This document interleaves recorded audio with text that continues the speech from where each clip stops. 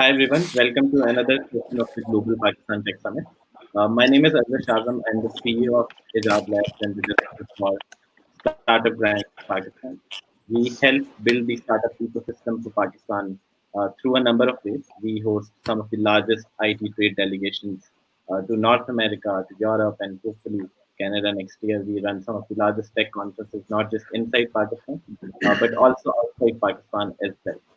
This Global Pakistan Tech Summit is a very new kind of initiative where we're hosting this month-long virtual conference featuring more than 250 speakers, including some very distinguished guests from around the world. We have reached more than 200,000 people in the last 24 days. So today's day 24 of this month-long summit with more than 70,000 live views, and the summit has been featured by almost all major media. With this, I'll come to today's session. So before introducing the speakers, I'd like to introduce my dear friend and the moderator for today's session, Dr. Naveed Iftikhar. If I can just bring everyone on stage. So Dr. Naveed Iftikhar is a faculty member at Sulaiman Dawood School of Business at LUMS Lahore. He writes widely in the field of public policy, entrepreneurship, urban development, and economic reform. He has earlier served as the governance specialist at Pakistan's Ministry of Finance and as a public policy advisor with various international and public sector organizations. He has done his PhD in urban affairs and public policy from the University of Delaware. Above all, Dr. Naveed also has a number of entrepreneurial ventures. Over to you, Dr. Naveed. Thank you, Arzish. I think it's always a pleasure to join your sessions, and I really appreciate your contribution, particularly highlighting these issues faced by entrepreneurs, as well as identifying opportunities that entrepreneurs can exploit to expand their businesses. So really a pleasure. So for today's session, I think we have an excellent panel with us, and we have diplomats, we have entrepreneur, and we have someone who advises entrepreneurs. And I think that's an excellent idea to connect, and particularly we'll be talking about US and Pakistan relations in terms of entrepreneurship, technology, and innovation, that how Pakistani entrepreneurs are interacting with the US market, particularly Silicon Valley. So I'd just like to introduce the panelists for today. We have Excellency John Hoover. He is from U.S. Embassy, Pakistan. And we have Dr. Asad Majeed Khan. He's Pakistani ambassador to the U.S. And our next speaker is Mr. Najeeb Ghauri, who is chairman NETSOL Technologies, one of the largest IT companies in Pakistan. And we have with us Shehab Farrukh Niazi, and Ms. Niazi is editor-in-chief Startup Guide. So this is just a brief introduction of our panelists for today. And so what we are going to do, we'll have 4 rounds of our today's session. I'll be asking one question to each panelist in one round, and I'll request every panelist to respond to that question in 2 to 3 minutes, so that we can have these 4 rounds complete. So I'll start with Ambassador Hoover, and the question that I have for you, Ambassador Hoover, is what do you think about Pakistan's entrepreneurial culture? I understand you've been here for 3 years, and you've been closely meeting and interacting with entrepreneurs. So we'd like to hear from you what you have observed about Pakistan's entrepreneurial culture. Sure. Thank you very much, Naveed, and thank you, Arzish, and others who organized this and who have invited me onto this panel. I do also just want to make a correction there in terms of nomenclature and my title, Naveed. I'm actually a former ambassador, but here in Pakistan, my normal job is the number 2 person, Deputy Chief of Mission. So thank you for promoting me there, but it might get me in trouble. So Chargé would work fine. Anyway. Yeah, as you said, I've been here almost 3 years, which is unusual for U.S. diplomats. I've been here longer than most. And one of the most positive things I've found about Pakistan and looking at Pakistan's future economic development is the entrepreneur class here and the entrepreneur culture. It's extremely deep because of the country's demographics. There are quite a few young people and they're developing a new way of looking at the world, a new culture, a new mindset. Whereas in the past, people were always looking for safe jobs in big companies or family businesses or as a civil servant in government. Young people are increasingly going out and following their ideas and their dreams and starting their own businesses. So there's as I said, very deep pool of talent and energy and entrepreneurial spirit here, which I find really one of the most positive things of my time here in Pakistan, one of the most enjoyable things that I've observed.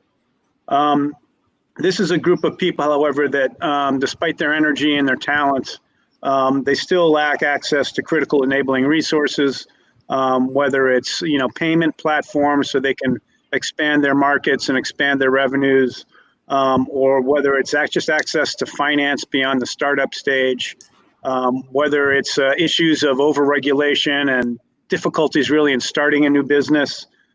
We see that per capita, Pakistan has fewer new startups every year than some of its neighbors, and there's no reason for that really in terms of the culture here. It really is a problem of the enabling environment and entrepreneurs being able to get access to capital and connections and technology and the things that they need to go beyond the startup stage and really grow. So in sum, I would just say the talent is here. It's deep and it's rich. We just need to work together, I think, to continue to work together to make the enabling environment better for those entrepreneurs. Thank you. Thank you. I think that's excellent to hear about all these interaction that you had in Pakistan during your time, and my apology for mistake in your portfolio. So anyhow, we'll move towards Mr. Ghauri. So, Mr. Ghauri, I understand that there are rapid shifts within the markets in the wake of COVID-19, and we'd like to hear from you that how the technology market is going to change in the US in the post-COVID-19 world, and what are some of the opportunities for Pakistani entrepreneurs in those changes those are occurring in the IT sector in the US particularly. Thank you, Naveed, and thank you, Arzish, for having me over. It's really an honor for me to be speaking to this amazing audience here. I've got a lot of experience in the US. I've been living here for almost 4 decades, and I have seen a lot of different phases of economic recession and other ups and downs, but this is something amazingly different. And even pre-COVID basis, we have seen some major shift in the technology sector in the US, hence the whole world.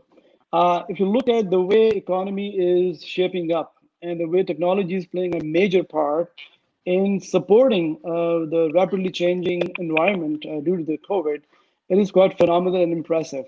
If you just look the digitization, which is to me is the fastest growing paradigm in the US and the globe.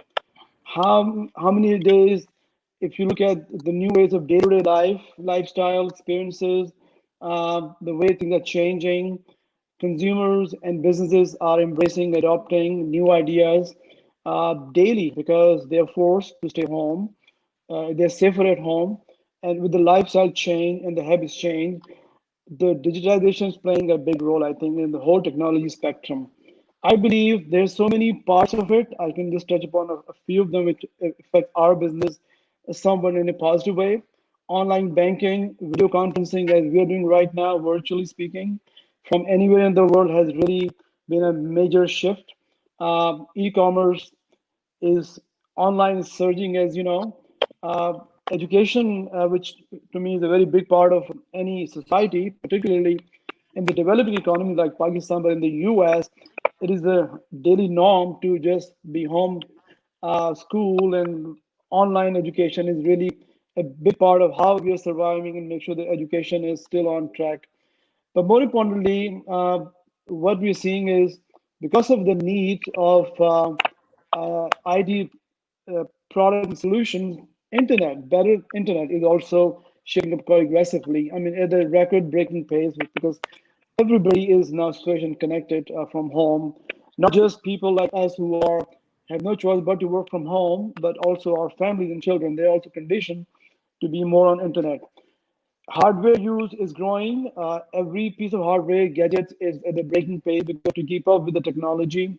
At the same time, I think homes have become home offices, as we all are experiencing. So I think all in all, this major shift in due to COVID, I believe, has brought some better things in life. It's not all that bad. Yes, it is challenging, but technology is a big part of how it is supporting the global ecosystem and network to be connected to the world and still get things done. So I believe this is a major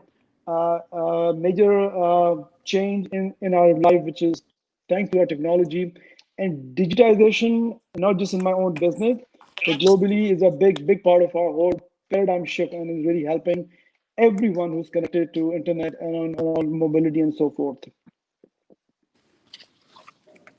Yeah, thank you. I think that's an excellent overview of what's happening in that market and in terms of technology.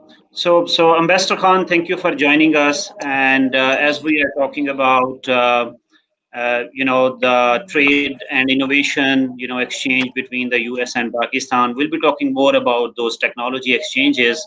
But I would request you to help us to understand the current economic and trade relations between the U.S. and Pakistan. So we'll appreciate if you can share, how these things are happening right now, what sort of trade and economic relations Pakistan has with the U.S. Thank you very much. First of all, let me congratulate the organizers for organizing this tech summit. I missed actually Ambassador Hoover's remarks, actually, perhaps for technical reasons, so I couldn't hear what he had to say. But let me say that trade, investment, and economic relationship has been an important part of all our conversations. In fact, over the last less than 8 months, our Prime Minister has actually met the President of the United States on 3 occasions. And in all those summit meetings, deepening economic and trade relationship was a key issue discussed. In fact, President Trump had seen that and spoken that the relationship is far below its actual potential, and he would like to see it grow by 20 times. And this is, of course, a view that is fully shared by our government and Prime Minister. And it is therefore now for us, and in the United States, as I'm sure you know, has always been the largest or one of the largest export destinations for Pakistan. And I think technology in particular is one area where we have enormous potential. And therefore, it is a key priority with the government, and it is a key priority with our embassy also and all our consular posts to look at opportunities and avenues to deepen our economic relationship. I can tell you that technology offers that magical window for us to basically go up to that 20 times level, because exports technology is one, a low-hanging fruit. 2, it is a force multiplier. And for a country like Pakistan, where I see technology being a natural fit for a number of reasons. We have youth, we are English speaking, we have high IT literacy.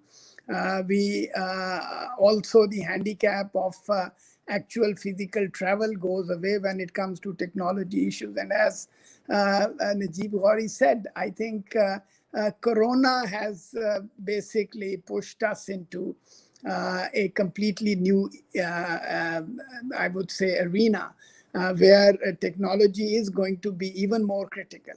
And therefore, access to technology and expertise in technology and virtual connections will become even more important. So the economic relationship as it stands is critical and crucial. It has always been very important. And there are US companies investing in Pakistan. There are Pakistani exports destined for markets here. And on top of that, there is this technology window that we need to explore more aggressively. So I'll just stop here and we can have a follow-up conversation also. Thank you, Ambassador Khan. It's wonderful to hear all these, relationships that you've mentioned and the way things have been happening at a very high level at both countries.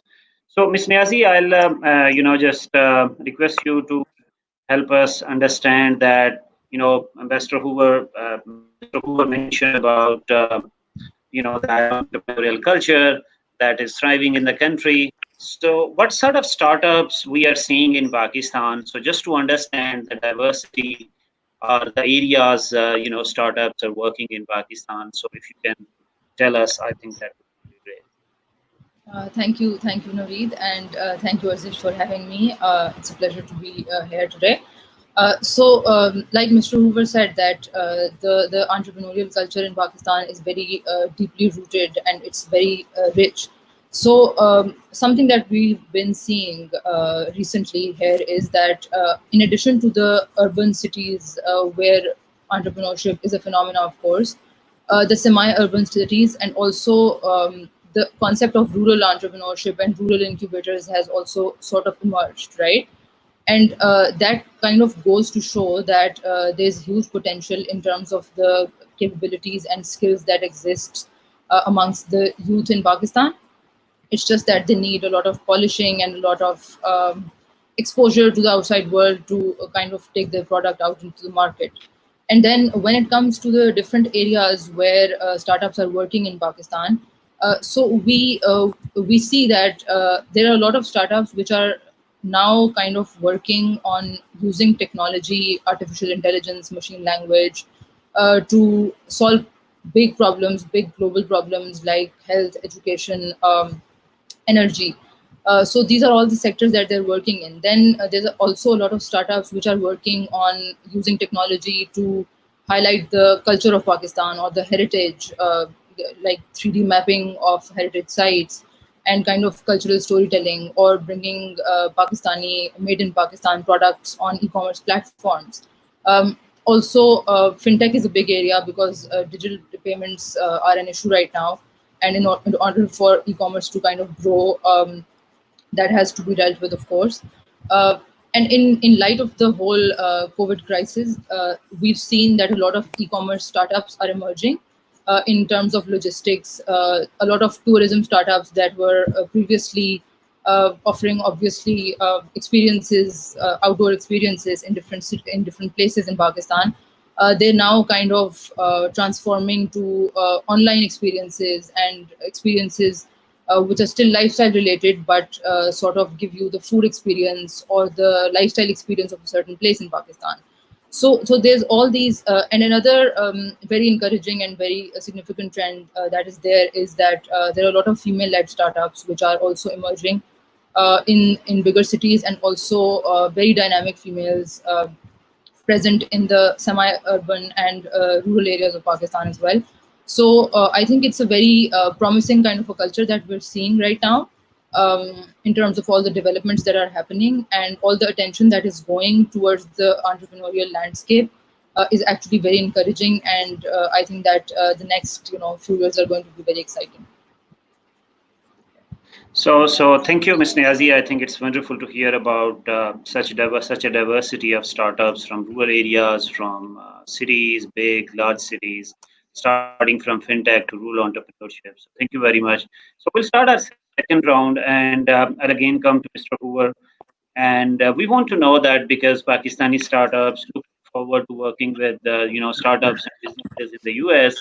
So we'd like to know that how the US supports startups and small businesses within the country operating in different parts of the US. Yeah, that's a tough question, Naveed, because like Pakistan, the U.S. is a very large country, and we have multiple layers of government. So what does government mean?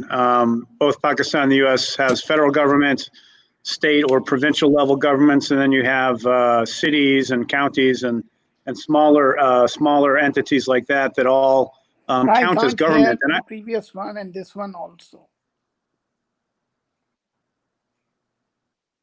Should I continue? My mic, I think, is on. Can people hear me? Yeah, I can hear you. Probably there is some problem Arzish can fix. Arzish, can you look into it? Can you talk Yes, to I'm looking Ambassador into it. Khan Please and can continue. you resolve it? Absolutely, absolutely. I'm on it. Please continue. So you Okay, can continue. thanks. Yeah, so really, we feel in the U.S. that we've done a pretty good job in terms of the relationship between governments or different levels of government and support to startups and small businesses. I think it works best at the state level and the city level as opposed to the federal level because states and cities are closer to the realities and the opportunities and the challenges that face startups and small businesses on the ground. So most of our states have state level sort of economic development organizations that try to connect the private sector with state run programs, and they try to create incentives designed to stimulate small businesses and startups. Cities do similar things, often competing with one another to bring talent and capital and ideas by promoting startups and creating incentives for them to establish themselves in their city. I mean, we know the story of San Francisco and Silicon Valley, and that's legendary. But other cities all around the U.S. I'm from the Boston area, and the Boston area had its own tech boom back in the 70s and 80s, which it's still prospering from. At the federal level, we also have entities like the U.S. Small Business Administration, which supports small businesses. They're really under the gun right now as they try to support the many thousands of small businesses in the U.S. that are hurting now because of the impact of the COVID-19 crisis. But I think just to sum up, I think the example that we want to share with Pakistan, again, we're not perfect. Our system can always use improvement, but we've found at the state, the city, and the federal level kind of the right balance between creating a positive enabling environment for startups and small businesses to establish themselves and thrive, and the right combination of incentives without too much overregulation that would stifle the development of small companies. Thank you. Thank you, Mr. Thank you, Mr. Hoover. And I think this is an important observation and finding the role of states and cities in promoting entrepreneurship. And this local economic development, while I was studying in the US, this also fascinated me. And I did my research on the role of cities and states. And here in Pakistan, I advocated a lot that our cities need to play more proactive role to promote entrepreneurship. So we'll be working together with Arzish and many other entrepreneurs and government agencies to create that sort of environment in Pakistan, and we'll certainly will be reaching there, I think. So Mr. Ghauri, I have a question for you that you've built one of the largest companies of Pakistan in the IT sector.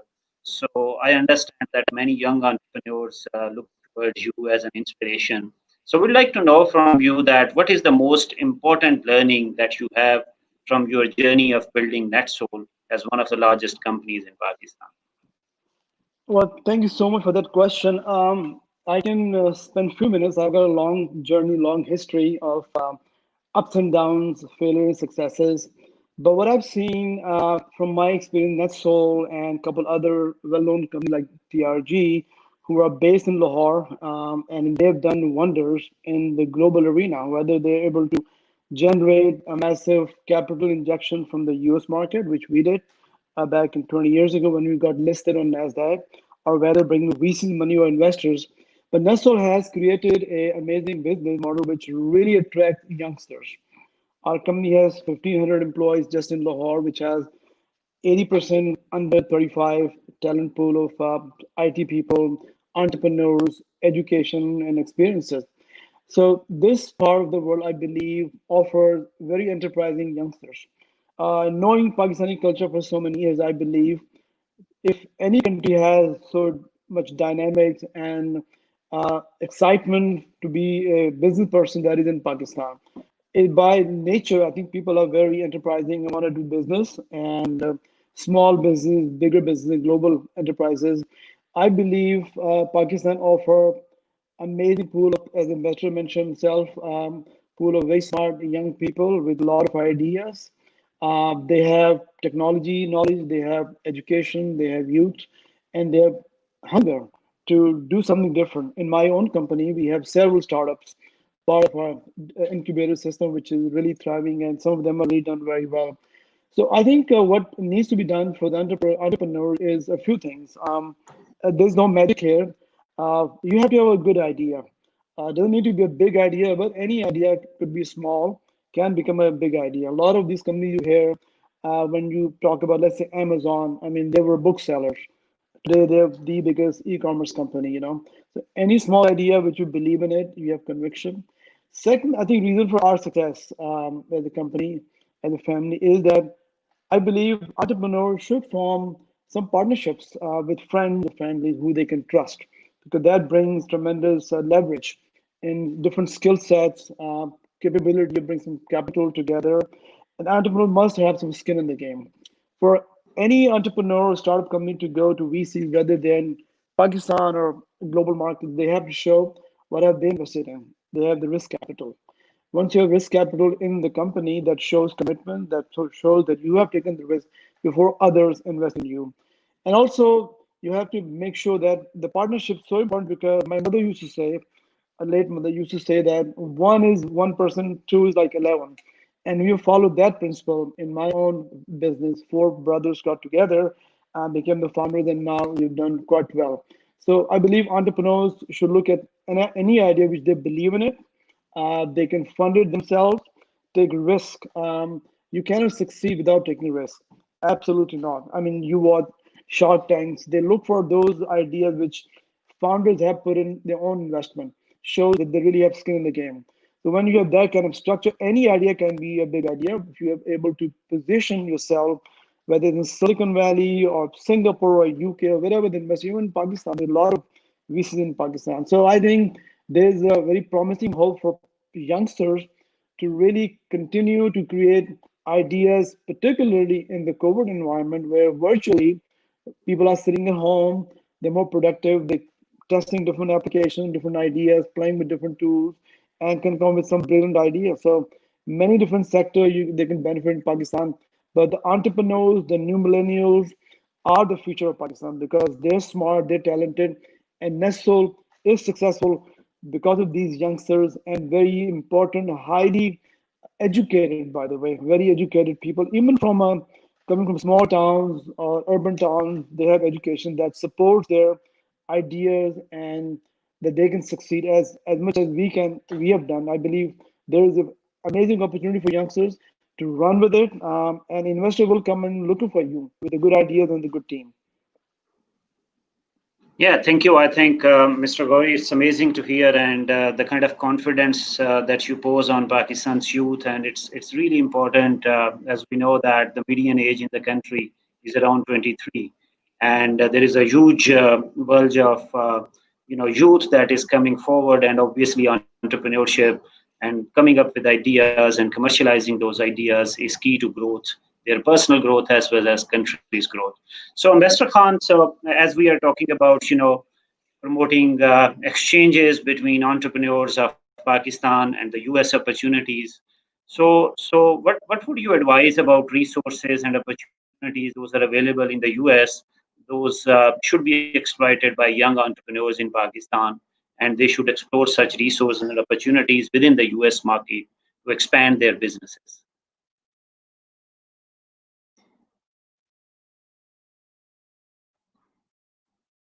We can't hear you, Mr. Khan. Sir, sorry, you are Can you muted. hear me now? Yeah, now we can hear you. Okay. Yeah. Yes, but I couldn't hear Shehab and Chargé Hoover before. My apologies. Perhaps there's something wrong with my system. But coming back to your question, I think, as I said, that technology is a natural fit for Pakistan for a variety of reasons. And I listed that in my previous intervention. And I think in the bilateral relationship, technology offers a lot of unexplored potential. So as ambassador, one of my challenges was to optimally tap and harness this potential in the relationship. And the challenge here is that perceptions about Pakistan, unfortunately, are frozen. And there is a stereotypical view of Pakistan. Similarly, you know, building Pakistan's brand also involves building the image of Pakistan. So people don't really know about Pakistan's IT and technology related potential. So what is really important and critical is to create those opportunities that would enable us to showcase what we have, and then to create those networking opportunities. So with this in mind, you know, we started with this idea of Tech Summit, and we did that together and in close cooperation with Arzish, with Apna, with Open, and a number of entrepreneurs, of course, co-sponsored by Najeeb Ghauri and Naveed Sherwani. So the idea really was to bring under one roof entrepreneurs from Pakistan, startups from Pakistan, and we were able to bring in about 14 top startups in Pakistan. And we allowed them to interact freely with venture capitalists and potential investors here in the United States, because we have about a 1 million diaspora in United States. And they are the most important and critical bridge that can facilitate that matchmaking exercise that is so crucial and so critical to have our entrepreneurs explore their potential optimally. So we are very keen to more aggressively explore, and I think the summit today gives us that opportunity. In fact, we had planned about holding these summits in different states. I think Chargé, Hoover mentioned about the role of the cities and states. You know, there is a very dense IT scene in Pittsburgh. There are opportunities in Austin, Texas, not just in Silicon Valley, you know, in New York also. So we want to create those opportunities, and we had already planned a technology summit in New York also, and we were working on the logistics of it. But then, because unfortunately, because of Hoover, because of Corona, we were unable to realize that. But now that all of this is being looked at virtually, so we will be actually organizing those opportunities, because I think the best way for our entrepreneurs to tap into this market is to come over, to present themselves, to dispel those, debunk those myths, and to basically neutralize those stereotypes. And once we are able to do that, the opportunities are tremendous and the potential is great. Thank you. Yeah. So thank you, Ambassador Khan, for all your efforts for the country and particularly entrepreneurs. I think that's the non-traditional role that usually our diplomats have not been playing. But I think this is here they have a story to hear from you, that how every diplomat need to work together with entrepreneurs and try to create such opportunities. So Ms. Niazi, I'll request you to, because I understand you work closely with startups, if you can share a story of one amazing startup, the startup that you like most.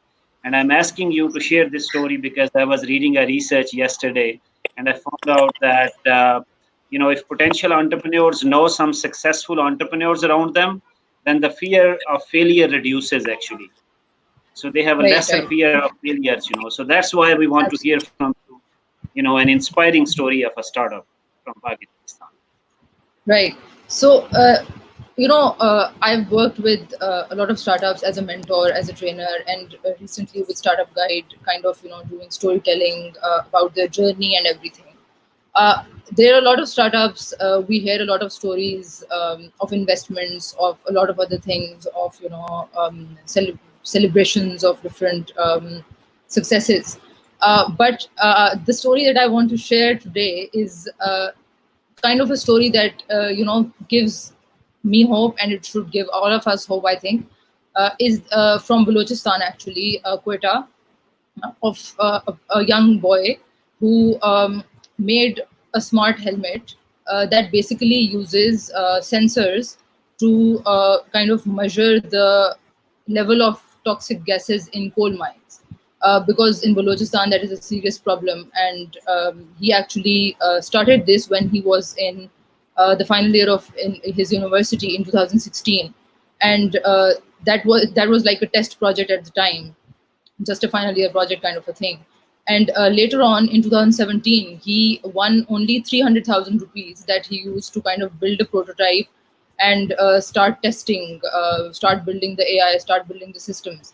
And recently in 2019, he received a grant from the Higher Education Commission of, I think, 14 million rupees. So this story I'm sharing is, and like Naveed, you very rightly said that if other aspiring entrepreneurs kind of hear the stories of people who have succeeded or who have tried at least, I'm sharing this story because it kind of gives hope to people who are in, Quetta or Peshawar or other smaller cities where all those facilities are perhaps not available, all the exposure is perhaps not available. But this actually shows us that in terms of the technical knowledge and in terms of their capabilities, those people are kind of at par with the rest of Pakistan and with the rest of the world, actually. And it's a great example of solving a global problem at a local level. So, think global and act local, right? So that is kind of my favorite story because, it's a very hopeful one. And so the guy's name is Ali Gul, and he's incubated at the National Incubation Center in Quetta right now. So yes. Yeah, I think thank you for sharing this story. Actually, whenever I go to Quetta, I do visit National Incubation Center at Butums, and this is always a fascination to learn from so many startups, the kind of things they were doing. And before COVID-19, I visited and I was having this conversation with the city government in Quetta to have more co-working spaces. Actually, we had this conversation, and then COVID started. We couldn't build on that. So anyhow, there's huge potential in Quetta, Peshawar, Absolutely. many such cities for startups and innovation. So, Mr. Hoover, we are starting our third round, and we understand that the U.S. Embassy has many programs to support startups, SMEs. Many are some programs. So, to support startups, entrepreneurs, and SMEs in Pakistan. So, we'd like to know from you that what sort of program during your 3 years you've been looking after, or your colleagues have been doing to support startups, entrepreneurs, and SMEs from Pakistan to access market in the US. Great. Yes. Thank you. As I said before, this is a real dynamic part of the Pakistani economy, and it will help drive sustainable economic growth and job creation and prosperity in the decades ahead. We have a vested strategic interest in a stable, prosperous Pakistan. So, through a variety of programs, through the U.S. mission in Pakistan, we have our embassy here and 3 consulates. A lot of the things we do, we try to weave in support for startups and small businesses. Now, I'll just name a few examples. There's our economic development agency here, USAID. Has what's called a small and medium enterprise activity, which works directly with Pakistani startups and small businesses to sort of foster entrepreneurship, encourage innovation, and in the end, hopefully help the economy here grow. I also want to just highlight on that particular project, the small and medium enterprise project, that about 30% of the enterprises we work with are led by women. I think this was touched on earlier, but one of the challenges in the tech sector and the startup sector really across the whole economy is participation of women, and trying to encourage more participation by women, because we think that's where a lot of the talent is as well. So that's a focus of our efforts when we try to support entrepreneurs and startups, that we also kind of focus a little extra hard. We try a little harder to get women involved in those activities. The other things we do through our exchange programs, and we have a whole variety of educational and cultural and economic exchange programs at the U.S. mission. We really just want to facilitate connections. We want to get Pakistani entrepreneurs, but also policymakers to the U.S. for maybe 3 weeks or 4 weeks for a study tour.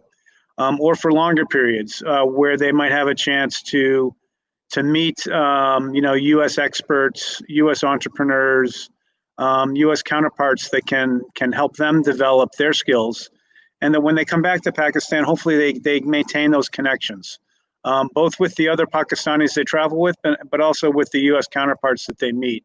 And what else? I mean, we just have an array of programs. I think it would be kind of boring if I went through them, but we're working very hard again, sort of on two broad fronts. One is sort of capacity building of individual small businesses, and then just facilitating connections between American entrepreneurs, American innovators, and their Pakistani counterparts, so that they can learn from each other, and that the still somewhat nascent Pakistani entrepreneur culture can grow stronger. Thank you. Thank you, Mr. Hoover. Thank you. So, Mr. Khan, I'd again come to you, and I think you earlier gave a very good suggestion that what entrepreneurs should do, that they should come visit the U.S. market, and particularly you mentioned about they also need to, just challenge those stereotypings about Pakistan and Pakistani society as well.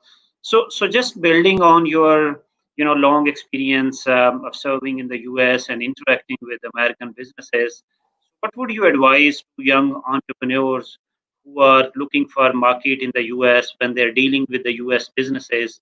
How should they do their strategy of the marketing or approaching the US businesses and dealing with them to establish long-term business relations? Yes, I think, as I said, that we have this huge advantage through the presence of close to 1 million Pakistani American diaspora, and we also have quite a vibrant presence in the Silicon Valley. But then it should not just be limited to the Silicon Valley, because even in United States, there are new technology centers emerging across United States. My, I think, suggestion and effort also is that we need to overcome that lag in the reality on the ground and the perceptions that people have, and that we can only do through more aggressive connections. And networking, therefore, is absolutely essential and critical. Now, Corona, this is more of an act of God. But I think Corona has opened that possibility and opportunity, because there is more and more reliance on virtual than real, which basically I think creates, as I said before, technology is a natural fit for Pakistan. And as Chargé Hoover was just mentioning, I think for Pakistan, what is even more important is not just the startup scene, but also the women. And also the small medium enterprises. Technology has enabled both, because in our cultural setting, sometimes it is difficult for our women to go out in the workplace or the workspace, but then through technology, they can basically work from the comfort of their home. So that basically increases those opportunities for our women folk in Pakistan. And then, of course, the bigger companies don't need any hand holding. It is the small, medium enterprises. And these startups, these are young. And I said, those 14 startups that we brought with the support of Najeeb Ghauri, Naveed and others, and Arzish also worked very hard. That basically created a good opportunity. And we should replicate such, and as Chargé Hoover was also mentioning, I mean, we are thankful to the US government also for working with us in promoting those exchanges. I think we should rely now more on more virtual exchanges also, because that will help us, because frankly, travel advisory has been a major impediment, because, and it has actually forced people to live with the stereotypes on Pakistan, because they are unable to travel to Pakistan. And government has actually completely revised and liberalized the visa policy. Similarly, on the digital front also, I mean, we came up with the 2018 digital Pakistan policy. Now there is a full team under Tania Idrus, which is working on digitization in Pakistan. We have also come up with our first e-commerce policy, which is going to basically allow our small and medium enterprises to tap into the US e-commerce market. So for that, we need the digital technologies. We need these financial platforms which would allow people to make those payments and to use all those financial technology opportunities. So all of that, I think, creates a very vibrant space for our technology, and with the potential that we have, we can actually work. And then, frankly, for me and for us, one of the most promising sectors for cooperation and greatest potential with the United States is technology. And for that reason, actually, our investment regime also offers some of the most liberal investment incentives for anyone interested in investing in Pakistan in the IT and technology sector. Yeah. So thank you, Ambassador Khan. So Ms. Niazi, I understand many startups from Pakistan go to Silicon Valley or other, I see that competitions of venture funding in Austin and many other cities.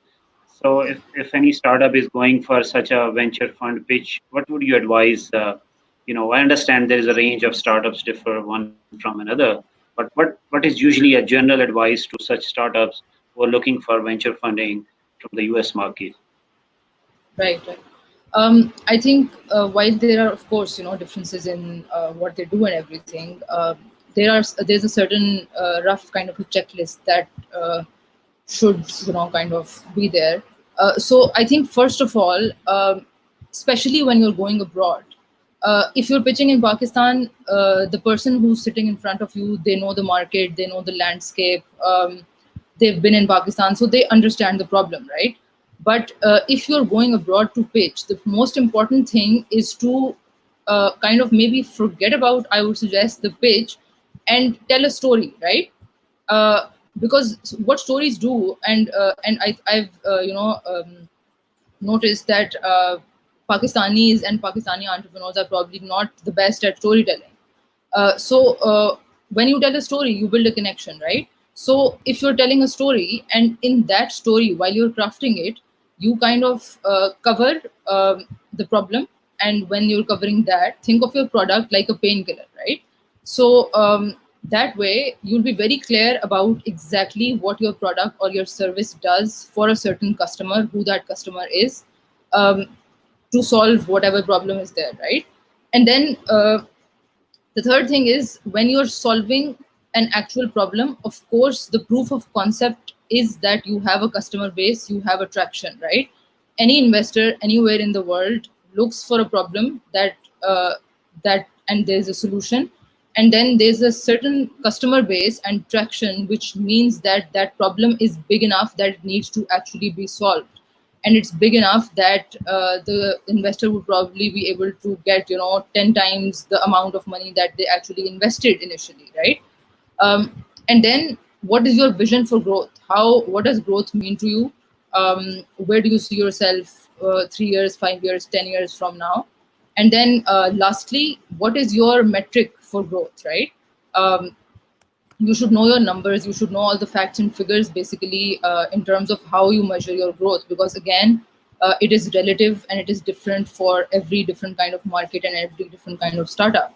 So you should be very clear about what growth means to you, where do you want to be, so that you can actually show a picture to the investor, make them dream of that solution actually solving a problem, and them wanting to be a part of that journey and coming on board as a partner, as an investor, to help the startup kind of solve that problem. Yeah, thank you, Ms. Niazi. On a lighter note, I always thought that we Pakistanis are good storyteller, but you've mentioned that we need to further harness this skill.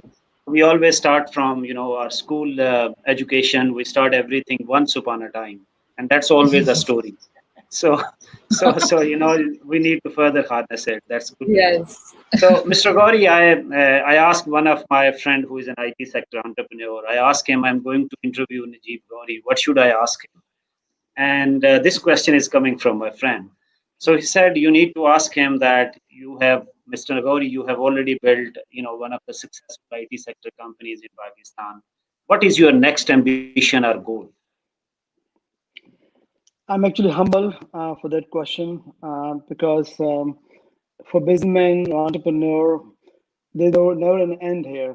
We always look for bigger and better things in life, and I believe as a family, my brothers and my nephews who work with me as a team, we believe in creating a good business. I will not say much about our plans because we are a public company, but I'll give some general comments.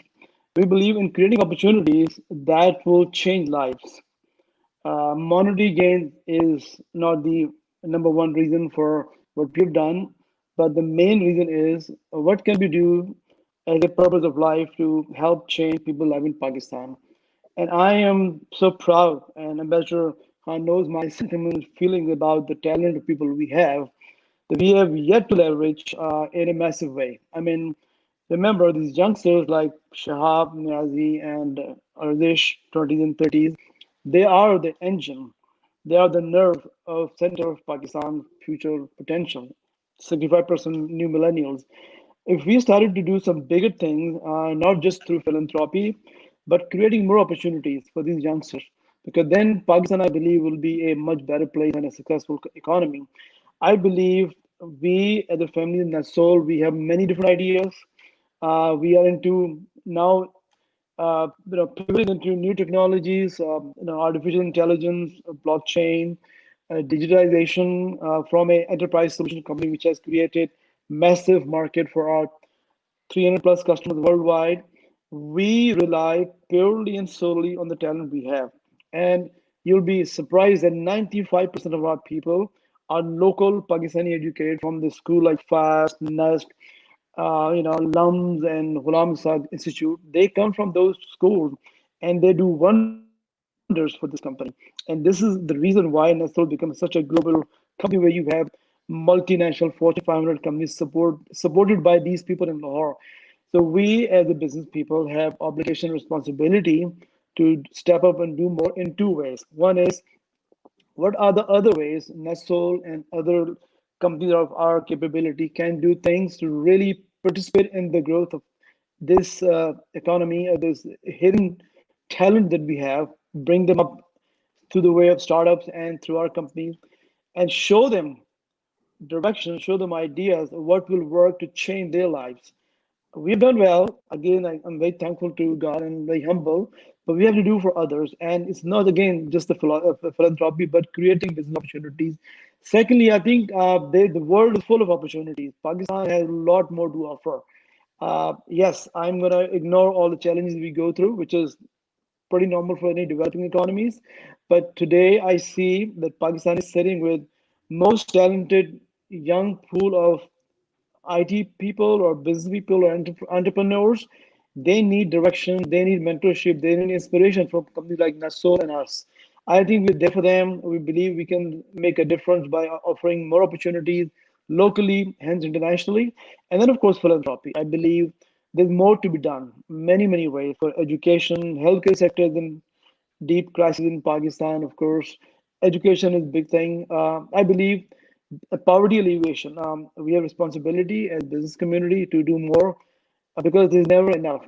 And last but not the least, I think why won't we leverage what we have learned, gained experience because of Pakistan, because of our presence in the US, we can leverage those experiences, bring the two countries together in a way that Americans can see opportunities that they saw in our company 25 years ago. We were a startup company in 97, 96. We were able to bring some capital investors and customers from all over the world to come to Pakistan and do business with us. So there's lots going on, my friend. There's a lot of big things going on in our mind. I cannot tell everything, but all I can say is that we are looking for some bigger ideas, technology-driven, new direction that will shape Pakistan's future in the IT world, but also gives us a satisfaction that there's a bigger purpose in life than just making money, but then to give help and help people who can really develop their skills and be successful as we are. Yeah, thank you. I think that's an amazing story, and I always advocate that we need to celebrate our entrepreneurs, and they are real heroes who create wealth, provide jobs, pay taxes, and in a multiple ways they add prosperity to the country and economy. So Mr. Hoover, that we've been talking about some of the existing cooperations between the United States and Pakistan, the areas of technology startups, and moving forward, in what ways do you think that this cooperation can be strengthened further to promote technology startups of Pakistan and the US? So what are some of the priority areas that we should consider to focus in coming days? I really think we should, the things that we're doing now, I think are pretty effective. The way we're partnering with the private sector here, the way our government and the government of Pakistan partners on some of these economic developments and private sector support issues. The cooperation, as the Ambassador Khan mentioned, very, very strong at the very, very topmost level of our two governments. I think we are at here in Pakistan, our government is, we want to continue to support connecting Pakistani entrepreneurs with US entrepreneurs, incubators, accelerators, and sources of financing. And, so part of the equation is that we're working on, I think harder now than previously, is getting US investors and US companies and US entrepreneurs to come and take a look at Pakistan as a place to do business and invest. And I think if that happens, it's great for both of our countries. Also on the academic side, we do a lot of facilitation of relationships between Pakistani universities and US universities.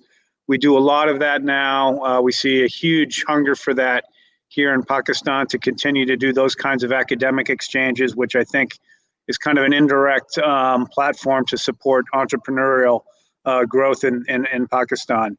So we'll just be working with Ambassador Khan and his team in Washington and at their consulates across the US and just try to, again, connect people, connect entrepreneurs, connect people with money who are looking for opportunities with those opportunities, and find ways that we can, again, facilitate connections and build capacity. Thank you. Thank you. So Mr. Ghauri, in this session, what we are talking about is building collaborations and partnerships between Silicon Valley and Pakistani entrepreneurs. And so Mr. Hoover has also mentioned some of the areas. As an entrepreneur, what would you advise to young entrepreneurs who are looking for investment and other collaborations with the Silicon Valley in the US? Thank you. I think I'll further endorse what Shehab said about her experiences as a startup entrepreneur. I believe a few things what I feel important for an entrepreneur who's looking for help from the Silicon Valley. First thing, there is no idea small enough. Any idea that you come up with which can make a difference, can create some value proposition for the American investors, VCs, and private and high net worth investors. That idea should create eventually an ROI, not just for you as the entrepreneur, but for the investors. You have to always make sure that that business plan has tremendous information. Like you said, storytelling is a key thing. Secondly, I think we need to be very humble in what we try to do and achieve, and that really when you involve outsiders' capital to bring in Pakistan, and I can say from my experience, that you have responsibility to make it work, and that idea will benefit not just you the person, but also maybe the ecosystem can benefit. Because Pakistan needs ideas, need to become reality, because there's so many different ideas, but they need to get some support from the Silicon Valley or other parts of the US. The US investors, what are they looking for? Whether they're from Pakistan or any other local economy in Southeast Asia. They're looking for stability. They're looking for people who have ideas, have some track record. In some ways, yes, education helps. They're also looking for what is your commitment in your startup. Is there any financial commitment you put in? When I started my company, I gave up everything. I left my career, corporate career, to get into and put all my money as the first step to show that I can do it. I can take risks before someone else takes risks on you. So that is a fundamentally very basic principle of a VC. First question they ask, okay, Najeeb, how much have you invested in your business? and you say you invested so much money and you sold your property, you cash out from your savings account, that shows commitment that you believe in that. And I also believe that Silicon Valley is looking for game-changing ideas. Also, of course, there's so many things that come to light that we see, but there are a lot of ideas that we don't see because they fail. Obviously, investors look for winning ideas. They take risk if they pick up two or three new ventures from Pakistan or any other parts of any other country. They want to make sure that these guys will deliver. They want to make sure these guys are real and they have credibility. So we have to earn respect, credibility, and the idea will really make sense. But more importantly, what is going to be the value proposition for the potential investor in your idea that he can go home and talk to his partner, the investor, and say, okay, I'm going to cut a check and invest in Najeeb's idea. Credibility is very important in our business in Silicon space and Silicon Valley.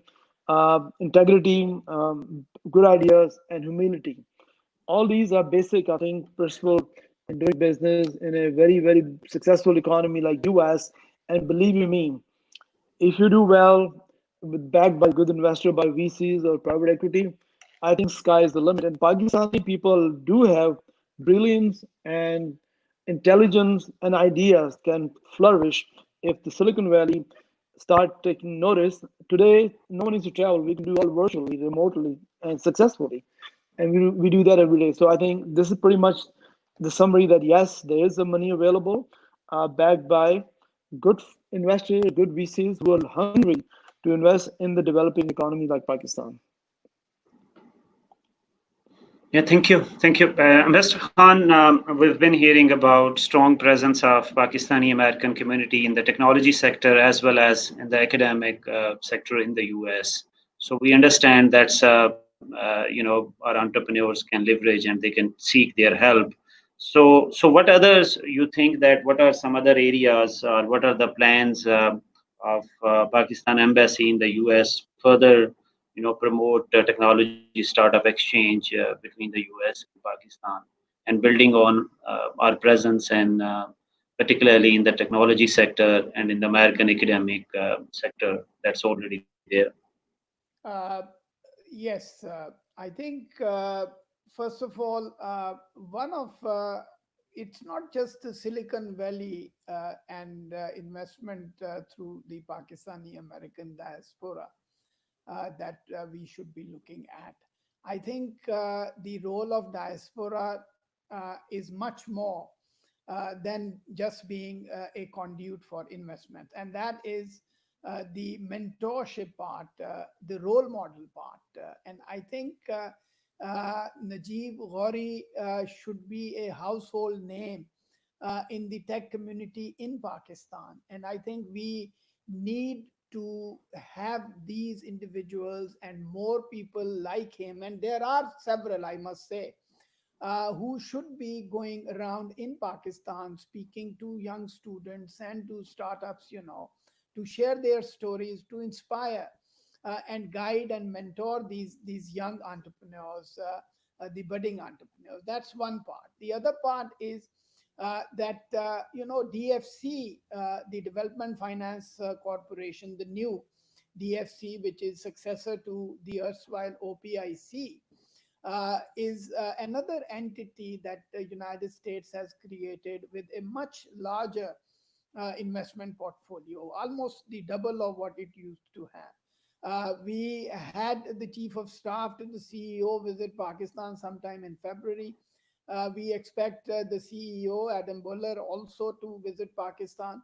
And I think that will provide a very special opportunity for Pakistani investors, particularly in the technology sector. And it involves not just the startups, the IT parks, the development centers, the incubators, you name it. There is this willingness and that capital is available. It is only a question of presenting bankable projects, presenting good feasible ideas, and then living up to the trust, because I think that's very, very important. The other part, which is also important, is educational cooperation, because that is what has created this huge pool of Pakistani Americans here in this country. And we have used that facility and window over the decades, in building a very strong educational relationship and partnership. We are actually the largest recipient of Fulbright program also. So to basically look at possibilities for deepening educational cooperation, we are in fact organizing a virtual seminar on 8th of July, where we will have presenters from the US government. We will have presenters from the Pakistani government in Islamabad. And we will also have student representatives, because I think Corona has created a new situation where the virtual educational opportunities also need to be, and the challenges that our students are going to face. Because, for a country of Pakistan's size, only to send just about 7,000-8,000 students every year is very, very small. And technology is one area and one sector where we need to bring in more people. Although we also have more than we produce, around 20,000 IT graduates. But some people say maybe the quality needs to be improved. But I think the interactions and good exchanges with top universities here will create those opportunities also. So we will go around looking at and exploring and harnessing the diaspora's potential. Then there is the US companies who want to set up their back offices because it is economically more feasible for them to do so in Pakistan, to reach out to that and to create those networking opportunities. I think all of this together is inshallah going to make a lot of difference. Yeah, thank you. So thank you, Mr. Khan. So Ms. Niazi, so we've heard from both sides of diplomats the efforts that they are doing. So when we hear from public servants, everything looks fine. So you are on the demand side. You need to tell us how these exchanges are working and what we need to do further. Right. So, actually, I've been a part of some of the programs run by the US government as a mentor, and they've actually added a lot. And the incredible thing that I've noticed in the last 2-3 years is that I think it's because of the social media and increased access to internet in the smaller cities in Pakistan, that the participation from the smaller cities, whether it's Gilgit Hunza in the north, or whether it's Azad Kashmir, or whether it's Quetta and Peshawar and other smaller cities. So that participation has increased, right? In addition, I think in terms of what is needed by the ecosystem right now, I think number one, there are a lot of small businesses that are already there. They're running, they're making money, but they're not really caught up with the technology, and they're not incorporating technology the way they could in order to get the growth that they could, the potential that they have, right?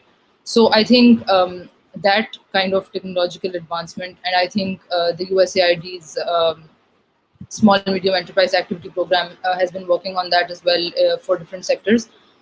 Another very important thing I think is that so there's a very significant distinction when you come across an entrepreneur who's from an urban city, and another one who's from a semi-urban or a rural city, is that there's a lot of difference between their communication skills, their assertiveness, their critical thinking skills, the softer skills, right? So I think that that is also what kind of sets them behind in terms of their development, or the pace of the development that they could potentially have if they had those skills. But since those skills are not taught in education over there in those cities, or they're not exposed to enough situations, so I think that is a very important area which could kind of use a lot of work. So yeah, I think that's about it from my side on that. Okay, so thank you. So we heard something is happening. This is not just government people are telling that these collaboration. So good to hear. Things are happening. Things are happening. Okay, that's fine. Thank you. So Shahdi, Hoover, this is something that we'd like to know from you, the last message that you want to give to entrepreneurs in Pakistan, a short message, an advice, or your key suggestion to entrepreneurs in Pakistan. Yes, thank you. I will try to keep it short. Since I've never been an entrepreneur, I'm probably not the right person to answer that question. And thank you, Ms. Niazi, for your comments there. I took notes on that, and I hope that our programs have helped and made a difference. And thank you for your participation as a mentor. I guess what I would say to entrepreneurs here, I would go back to what I said in the beginning, and what I see from my U.S. government perch here in Islamabad is I have a great deal of optimism. I have a lot of confidence in this largely young, dynamic entrepreneurial community or ecosystem that's forming here in Pakistan. And I would just urge all of those folks to be confident and to be optimistic. Also, be resilient and be humble, as Mr. Ghauri was saying. But there's, this is a talent. This is a place with a lot of talent. Absolutely no issues about the work ethic here. People work very hard. And so when you see that much energy and creativity, good ideas, people willing to work hard, I just have a lot of good optimism about Pakistan's future and the future of startups here, what it means for the economy. Some of the smaller companies that we've worked with through our USAID programs, they've addressed local problems, and this gets at, I think, what you were just saying, Ms. Niazi, is that they've very successfully addressed the local problem, but the next step is to take it to a larger scale within Pakistan and beyond Pakistan. And again, I'm confident that can happen as the ecosystem becomes more, gets built out and is more sophisticated and more responsive to entrepreneurs, so that you can take your small startup and take it to the next level and make it something big in Pakistan or something big outside of Pakistan's borders. So I will stop there and just say the U.S. government, the U.S. mission here in Pakistan will continue to do whatever we can to support and facilitate, again, interaction between our startup culture and the one here, and entrepreneurs in the U.S. and entrepreneurs here. I think we have a great deal to learn from each other, and I think it's that exposure and connections between people that make the biggest difference.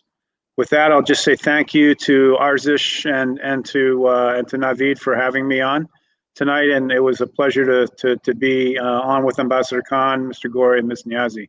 Thank you for having me. Yeah, thank you, Mr. Hoover, for your kind words and best wishes to entrepreneurs in Pakistan. Ambassador Khan, can I ask you the same question? What would you like to give a message to entrepreneurs in Pakistan? I message of hope and promise. And okay, that's wonderful. As I said, technology is a natural fit for Pakistan.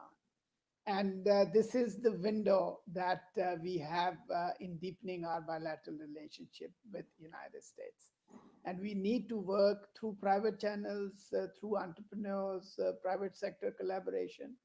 We need to work at the governmental level also, and the two streams should complement each other. We are determined here to basically make a difference. And we are getting a lot of good support from the US government, for which we are very grateful. Our leadership has committed to deepening this relationship. Now it is for us, the bureaucrats, as you would put it, and the diplomats, to realize the vision of our leadership. And I think with individuals like Arzish, who bring a lot of energy to these seminars and webinars and these initiatives, and of course the role models like Najeeb Ghauri, I think, and I met Shehab for the first time, and it's a pleasure to hear her out also. And I think hers is the generation that we need to be working very closely with in making the difference. I can say that for the government, it is a key priority, as is manifested by a number of initiatives that we have taken. So we look forward to working closely with all the stakeholders to realize that vision. Thank you very much for doing this, and I look forward to more such opportunities in future. Thank you, Ambassador Khan. I think the message of promise and hope is certainly the message that our youth needed, and obviously we'll build upon this message, and we'll have this discussion with Arzish, after having messages from Mr. Ghauri and Ms. Niazi as well. Mr. Ghauri, so your message to entrepreneurs. Yes, thank you so much. I appreciate asking me the question. Look, entrepreneurs, youngsters, I believe in few traits. Some are natural, some we learn through the experiences, and the one is I believe you have to work very hard because there is no substitute for hard work. And if you continue to work hard on your idea, on your venture, eventually you'll get to that success level. Secondly, if you believe in your ideas, then you would be so convinced with a conviction that you never quit. Failure is part of success. Stumbling is there's nothing wrong with it because we make mistakes, we learn from our mistakes. We have to have a mindset to make a difference. And to make a difference, you have to hell bent on your ideas. Like Churchill says, never, never, never quit. This is what I believe in. This is I believe that your idea could make a difference, not only just in your life, but in the community and in the business that you engage with. And foremostly, you're from Pakistan. Pakistan is a great economy, great country with great people like yourself. I've cherished my roots, and I'm very proud of who I am, where I came from small town of Bahawalpur. I've never, never forgotten that my roots. Last but not the least, be humble. When you succeed, keep your head down, keep your feet on the ground, because you know what? If you're successful, make a difference, but remain humble. And humility is God likes it, and the people likes it. That you are humble of success. But if you succeed, you'll be because of a lot of people in your life, not because of Najeeb. There'll be hundreds of thousands of people in your life who will be successful. With this, God bless you all, and thank you so much for having me on this interview. Thank you, Mr. Ghauri. That's wonderful. Ms. Niazi, from your side, I know that you've already been giving so many messages, so just No, short one. yes, just yes. So I think that I would just like to continue a little bit on what Mr. Ghauri said. That first of all, if you want to become an entrepreneur, you need to recognize first and foremost that it's going to be a very difficult journey. So you should be mentally, physically, generally just be prepared for it in every way. And then also, the government does things. Of course, there are policies, there are capacity building initiatives. There's a lot of things that go on, right? But if your personal development and your development in terms of any thing that you lack, uh, the responsibility of kind of filling that gap of skill or learning or capability uh, lies upon the entrepreneur first and foremost, right? So whatever it takes, find a mentor, find a coach, email people, get in touch with people, whatever it takes. There's a lot of if you have a phone, if you have an internet connection, there's a lot of resources that you can access, right? So you should probably be able to look back 3 years and see the distinct difference that you have kind of had in your personal and professional development. So there will be support, of course, but first and foremost, the learning, the responsibility of becoming a better person, better entrepreneur, is upon an entrepreneur first and foremost. So that's it. Yeah, thank And you. thank you Thank for you. having me. Thank you so much. It was a Thank pleasure. you. So thank you all panelists. What I understand, I think there are two type of takeaways from this webinar, and there is a lot of work that Startup Grind needs to do and Arzish needs to do. So there are two type of takeaways. One is coming from entrepreneurs and the people who are working directly with entrepreneurs. And the key takeaway was that we need to instill that confidence in our youth, that they need to believe in their ideas, they need to explore their dreams, they need to have promise and hope for a better future. And I always advocate that. So this is my passion, personal passion as well, that whatever I can do to improve entrepreneurial ecosystem in the country. So I personally think that this is the fundamental pillar. This should be a fundamental pillar of any economic strategy that we have in Pakistan, is to improve entrepreneurial ecosystem. And then I think the takeaway from these people, Mr. Ghauri, Ms. Niazi, is particularly that working closely with young entrepreneurs and mentoring them, and then telling them such successful stories, training them to build narratives, and develop their pitches, and understand the market. That's one level. And the second level that the diplomats from the both sides shared, how they are helpful to entrepreneurs and startups. So I think not many entrepreneurs would know it. That Mr. Niazi said that many living in big cities, they may know about such opportunities, but working across Pakistan, in Balochistan, in Gwadar, in Gilgit, in Kashmir, in so many areas that where we need to work together, and we need to tell them such opportunities. And what I've also felt, that when we talk about the US market, and particularly for entrepreneurs who have not visited actually at the US, before going to the US, there should be a lot of work that startup grind can do to mentor them, to understand the society in a subtle way, when we go to the universities over there. So Office of International Students, they organize, cultural programs for us to better understand what they call cultural shocks. And so those things are also very important, where I think startup grant can play an important role to sharing with them, really, the way US society works, the way businesses works, and how they can grow and how they can make and explore opportunities over there. So with these words, I'll thank all panelists. I really learned a lot, and I'll hand it over to Arzish for final word, and what promise and hope he has from this webinar. Sure. So first of all, thank you, Naveed, for the amazing moderation. As always, our last session with, the Canadian High Commissioner and the Pakistani, the High Commissioner in Canada was fantastic as well. And we're kind of doing this in a series. But the reason why the US is much more important than any other country for Pakistan's IT industry is that according to a recent estimate, we do around 52% of IT exports to the US, and the second country is Dubai with like 12%. So it is obvious that the US is the most significant market. And to reference Shahab's point, there are a lot of things happening. So there are people like Najeeb Ghauri, who the IT industry looks up to. He's kind of a legend in the industry, if I would say. And Ambassador Khan shared the point rightfully that people like him should be celebrated as heroes, right? And just to reference to one of our own conferences that we did last year, where the DCM John Hoover hosted a reception at his residence as well.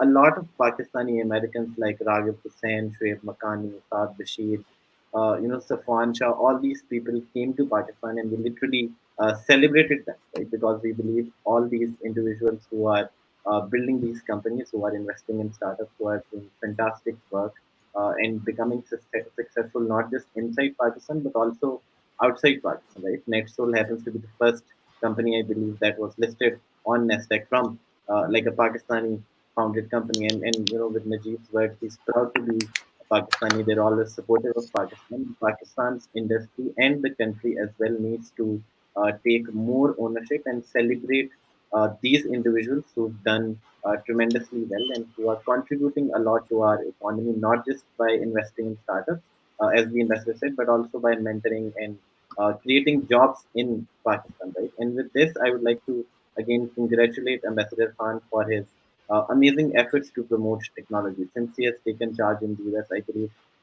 him and his team has taken a lot of initiatives to promote the IT sector. He has put a lot of attention towards the IT sector, which is very new.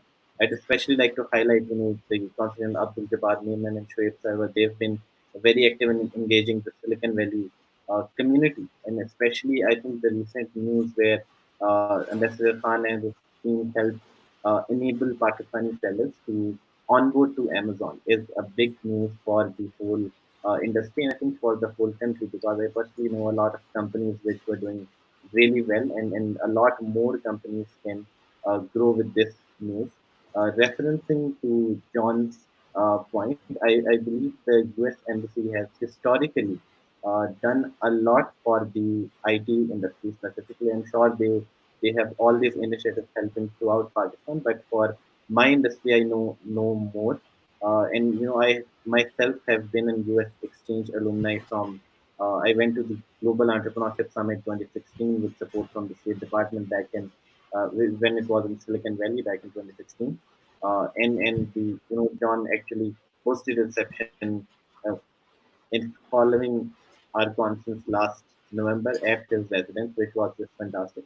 We also happened to be a USAID SMEA recipient, where SMEA actually helped 9 SMEs for a growth visit to Norway. One of our missions has been to connect more Pakistani entrepreneurs in a private capacity to all these ecosystems like Silicon Valley, like Europe, like Canada, and others. And especially if I can give a shout out to some programs like this Tech Woman, there was an exchange program run by nursed and supported by the State Department. There is a Startup Cup program which has, for the past, I think, 5 years, helped a lot of startups. And just to give a shout out to Shehab and Naveed for the fantastic work that they're doing. Shehab is obviously a mentor to a lot of startups, but also highlighting the entrepreneurs and startup sector, the journeys of all these amazing individuals in her magazine, which happens to be the flagship startup magazine in Pakistan, and Naveed for being an evangelist for supporting the entrepreneurial industry, especially when it comes to public policy and engaging stakeholders from the government. With this, I'd like to thank you all for your time. I know we've run, I think, 25 minutes over time, so thank you so much for sticking with us. Thank you. Thank you, Thank you very Arzish. much. Thank you all. Thank you, Mr. Khan. Thank you, Mr. Hoover. Take care. Arzish, Shehab, you. Naveed. Thank you. Nice Good meeting you. evening. Good day. Bye.